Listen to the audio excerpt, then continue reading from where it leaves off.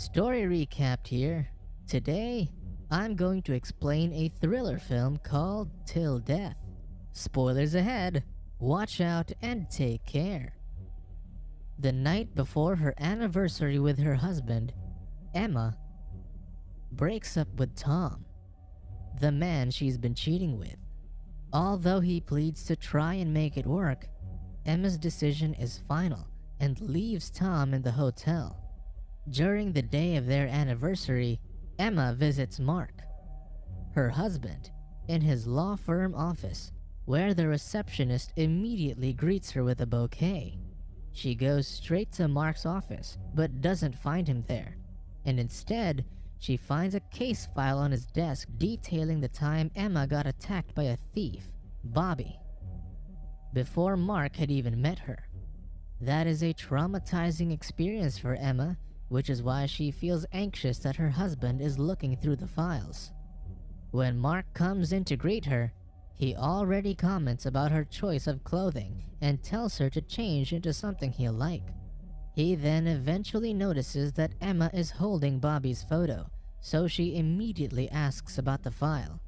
Mark tells her that Bobby is finally being released from prison, and although she's a bit disturbed about it, Emma tries to brush it off as they leave for dinner. Tom runs into them at the elevator, and Mark asks whether Emma and Tom have met before, to which Tom says no. Although the two seem nervous, it appears that Mark doesn't know about their affair. At the restaurant, Mark pulls out a gift for Emma, despite promising each other no gifts. He gives her a custom-made steel necklace for their steel anniversary, while Emma surprises him with tickets to the Super Bowl so they can see the Steelers. However, Mark is obviously unappreciative of Emma's gift and sets it aside before putting the necklace on her. After dinner, the two leave the restaurant, and the waitress finds the Super Bowl tickets left at the table. However, Mark isn't finished with his surprises for the night. He then tells Emma to look in her pocket where she finds a blindfold. Mark starts to drive them to a remote place, and since Emma is blindfolded the entire time, she can't tell where they're going. After having enough of the suspense, Emma removes the blindfold and sees their lake house in the distance, amidst a field of snow and a frozen lake. It's a place with many good memories for both of them, so Mark hopes to rekindle their relationship with it.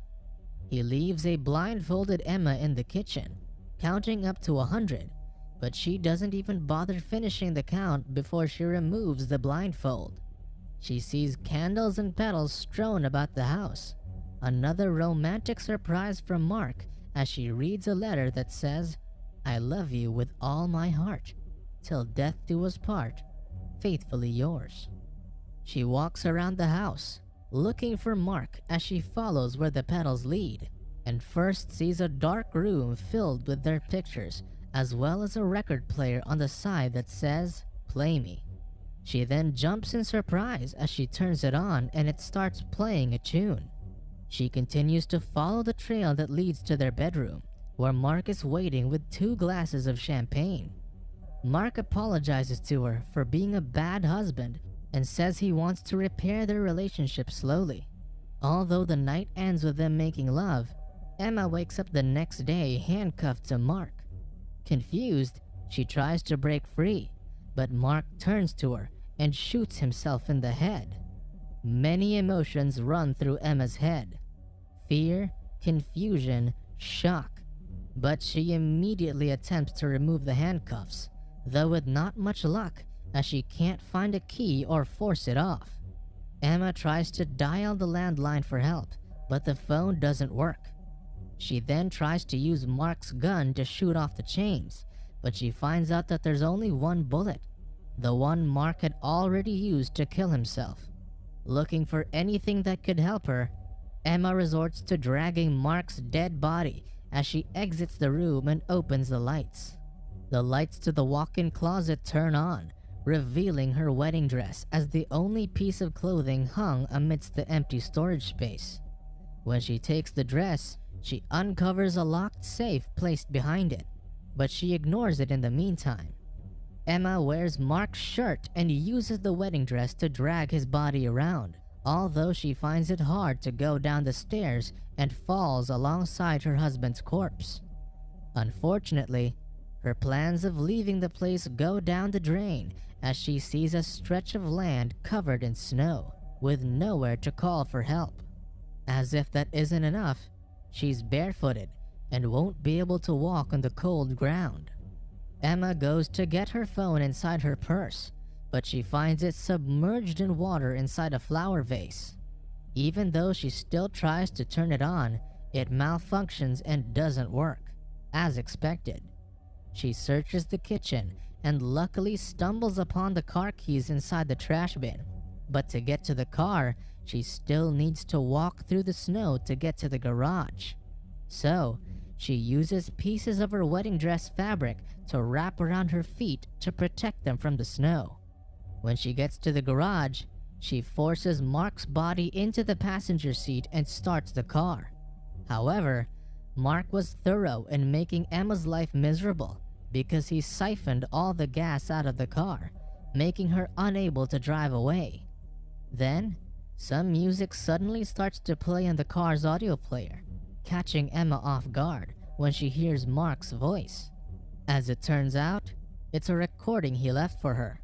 Mark reveals that he had no plans of fixing their relationship and had known about her affair for a long time. However, he clarifies that it wasn't the reason why he shot himself.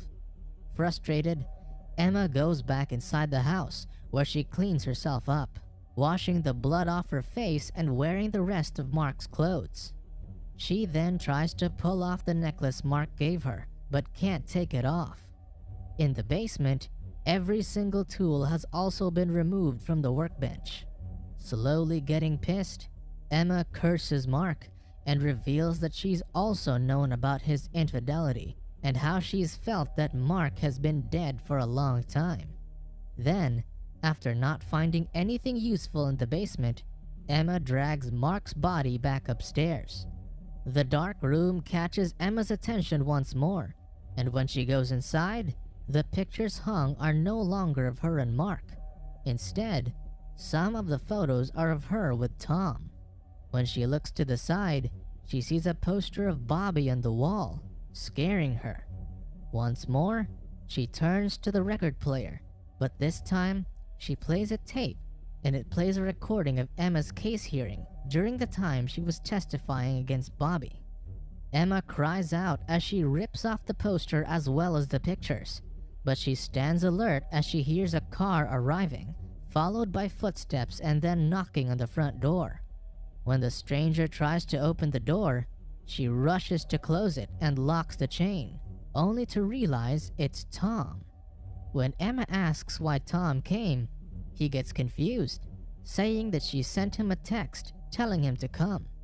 However, Emma realizes that Mark was the one who sent him the message to lure him into the lake house. When Tom notices the blood all over Emma, she opens the door for him and shows Mark's body chained to her. Tom realizes that Mark killed himself because his career is ending after the police found evidence of him tampering with evidence, making Emma angry that her husband is trying to drag her down with him.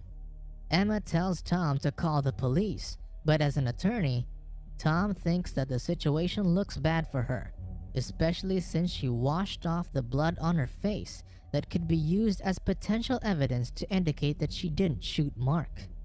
Before calling the police, Tom wants to come up with a proper story first so that Emma won't get in potential trouble. But she gets mad at him for refusing to call the cops right away, detailing how Mark's plan was so thorough that she doubts he messaged him so he could save her. When Tom tries to pull out his phone, he remembers that he left it in his car to charge. However, before he could leave to get it, they see an unknown car pulling up from a distance, sending them both into a slight panic. Tom then instructs Emma to hide inside the house while he deals with the strangers, and the car comes to a stop while Tom waits on the porch. He sees Jimmy approaching, a man claiming to be a plumber called by Mark to fix a broken pipe. Tom tries to send him away by paying him money that Mark allegedly promised him, but Jimmy is relentless, refusing to leave. Jimmy asks to use the bathroom, telling Tom that he's driven over 250 miles and needs to use the toilet. But Tom immediately suspects he's lying and tells him to get lost.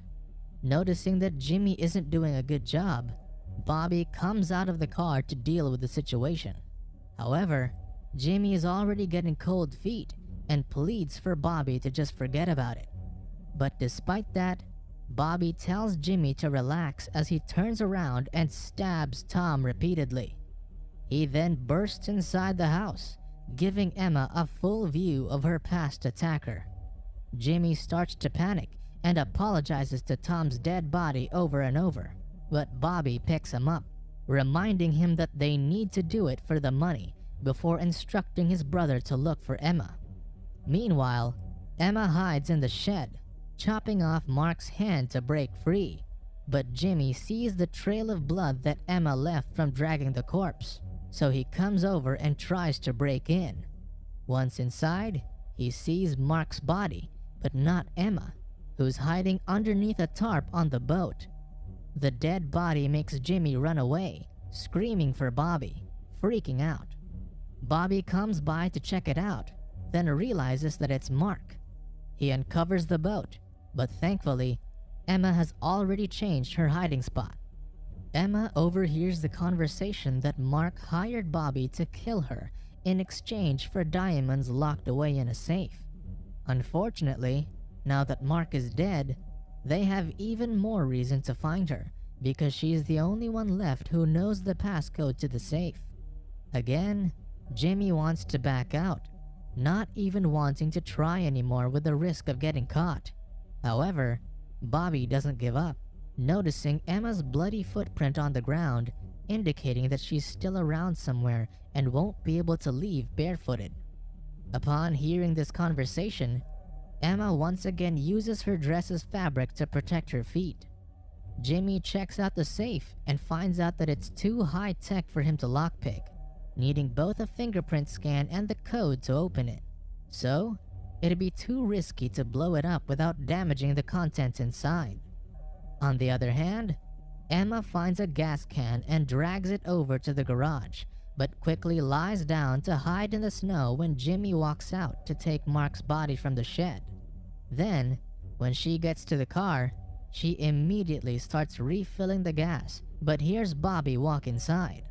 With no place to go, Emma hides below the car before running down to the basement through the outdoor entrance. Emma hears Bobby follow her down, so she immediately tries to go inside the house, but sees Jimmy's shadow underneath the door, passing through the halls. Cornered by Bobby, who's almost closing in on her, and Jimmy, who's about to open the basement door, Emma triggers the car's alarm by pressing her remote key. The brothers run to the garage immediately, making Jimmy panic about the noise. He tries to convince Bobby to abandon the plan once more, but he won't stop, pointing out that Emma was able to trigger the car alarm because she's still in the house. Because of that, he manages to calm Jimmy down and get him back on the plan. When they get back inside, Jimmy notices that Tom's shoes are missing, presumably taken by Emma, so they split up around the house to search for her. Then, when Bobby goes up to the attic, he gets ambushed by Emma, who hits him in the head with a golf club, making him fall through the floor. She quickly takes Bobby's car keys, then whacks Jimmy in the head too, before locking him in a room and breaking the doorknob. Emma runs to the car, but Bobby immediately catches up to her, breaking the window and dragging her out of the vehicle. She then takes the phone and successfully calls 911, but she's only able to scream for help before Bobby breaks it. Jimmy starts to freak out, realizing that the cops could trace the call, but Bobby's convinced that they have the time, with them being so far away.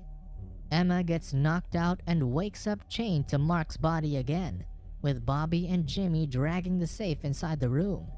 Bobby plans to torture Emma in exchange for the code, but Jimmy stops him before he could hurt her, finding the gun that Mark used and pointing it at his brother.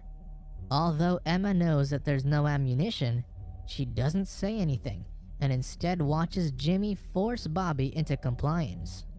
Jimmy says that they'll take the diamonds and leave Emma alive, angering Bobby because he knows Emma will call the police on them right afterward.